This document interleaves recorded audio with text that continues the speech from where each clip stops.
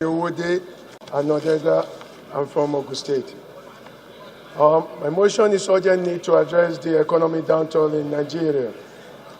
The House notes that due to the crash of crude oil prices from over $120 per barrel in the last quarter of 2014 to about $45 presently, Nigeria has been witnessing a dramatic reduction in oil earnings, which has impacted negatively on revenues available to finance our expenditures. As a result, the foreign reserve has been depleted to bridge the gap. I also note that the loss of confidence in the nation's economy has led to increase in the rate of outflow of businesses worth more than 4 trillion naira, following declining oil prices and the devaluation of the naira. Furthermore, the unprecedented level of youth unemployment of about 70%, which has continued to grow unabated as businesses kept folding up.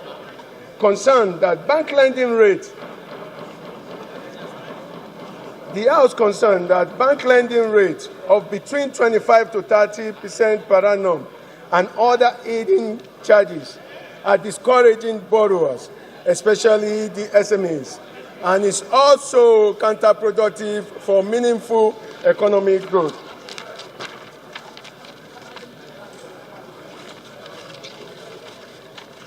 Also concerned about the economic downturn that is looming in the country, which has predicted in the 2014 by the World Bank and the International Monetary Fund, based on the aforementioned event, coupled with declining foreign reserve and rising external debt, which, according to the Debt Management Office, now hovers around over 10 billion from 3.5 billion 9 years ago. Aware that the Manufacturers Association, MAN, condemned the high interest rates charged by banks and CBN foreign exchange policies, has created more problems for the real sector since it made access to foreign exchange more difficult for importation of raw materials by genuine users and coupled with weak naira. The policy has fueled cost production increases. Further concern, the industries such as steel rolling mills, paper mills, aviation, and textiles industry that are supposed to provide cushion for the aforementioned policy conserve foreign exchange have become moribund. The House resolve urged the federal government to direct the Central Bank of Nigeria, the Ministry of Finance, the National Planning Commission to review the existing monetary policies, which, with a view to develop sustainable lending rates and right environment that will foster real sector growth to enhance economic development. Also urge that federal government to take steps to resuscitate the comatose government-owned industry, which will generate employment, provide raw material for local producers, and preserve scarce foreign exchange. Further urge the federal government to develop policies that will be attractive to private investment for the commercial exploration of solid minerals, and also pay attention to non-oil sector, such as tourism, automobile industry, information technology, in order to bring about the diversification of the nation's economy. And mandate the Committee on Banking and Currency, Finance, and National Planning and Economic Development to ensure compliance and report back to the House within the 4 weeks for further legislative action. I so move, Mr. Speaker. Continue on this all-important debate that is touching. This is a motion. This motion is very relevant, as you rightly said, despite the fact that I've submitted this motion since November 2015.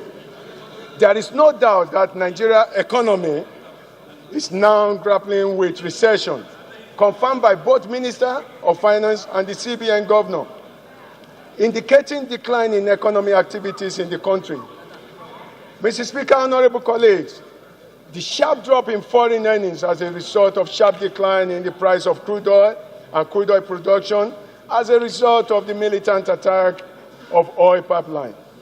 Nigeria at the time was producing 1.54 million barrels of oil per day, while crude oil export was an average of 1.09 million per day.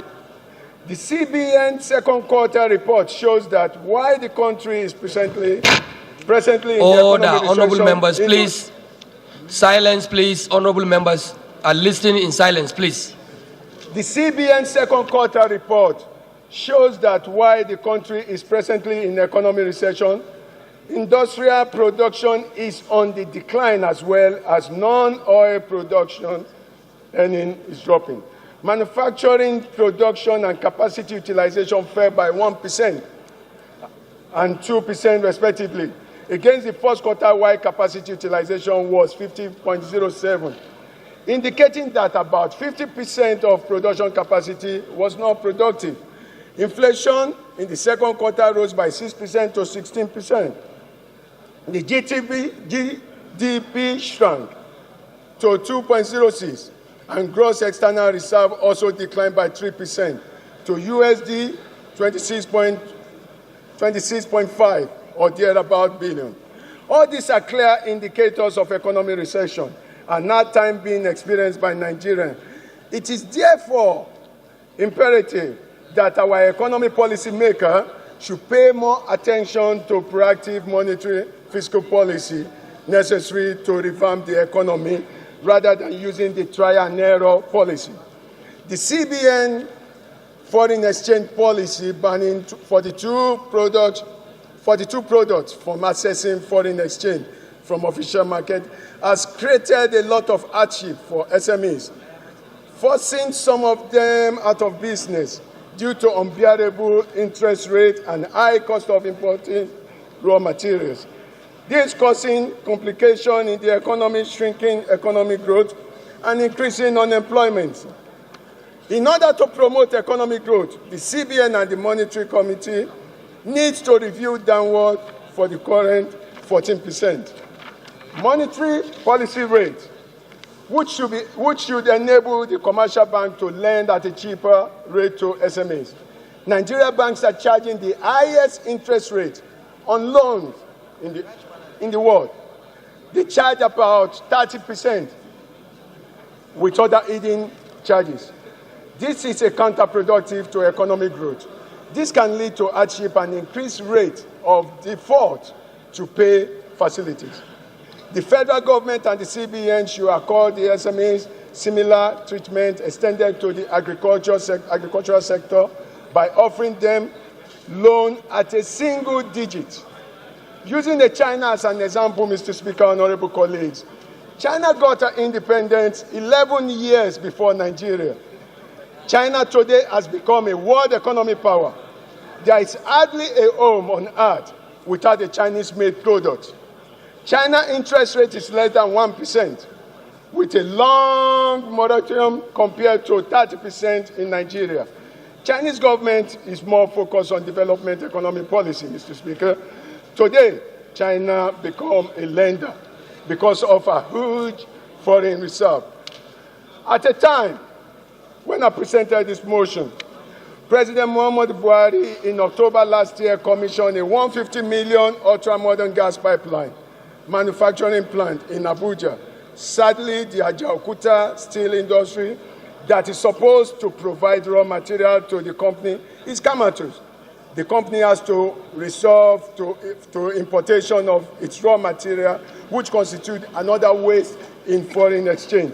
The federal government, therefore, is urged to develop economic recovery policy focused at encouraging industrial growth, generate electricity to power the industry, and encourage made-in-Nigeria goods against the dumping, resuscitate the moribund industries such as textile mills, paper mill, steel, and aviation with policies similar to support given to the power sector. We need to welcome new investors with incentives such as tax relief, implement the national industrialization plan to the later encouraging exporting orientation style, and also welcome investment in solid minerals. Mr. Speaker, honorable colleagues, an efficient and profitable productive sector will benefit the federal government with tax revenue, stimulation of gainful employment, our foreign reserve will be preserved, and the banking sector will make more money from productive industries. Record fewer bad debts and also pay tax to the government. A considerable emphasis should therefore be placed on sustainable single-digit interest rate. I repeat, a sustainable single-digit interest rate that will be able to support the rapid industrial growth and economic development. Mr. Speaker, I urge honorable colleagues to support this motion in the best interest of our economy and in the best interest of Nigeria. Thank you, Mr. Speaker, honorable colleague. Honorable Toby.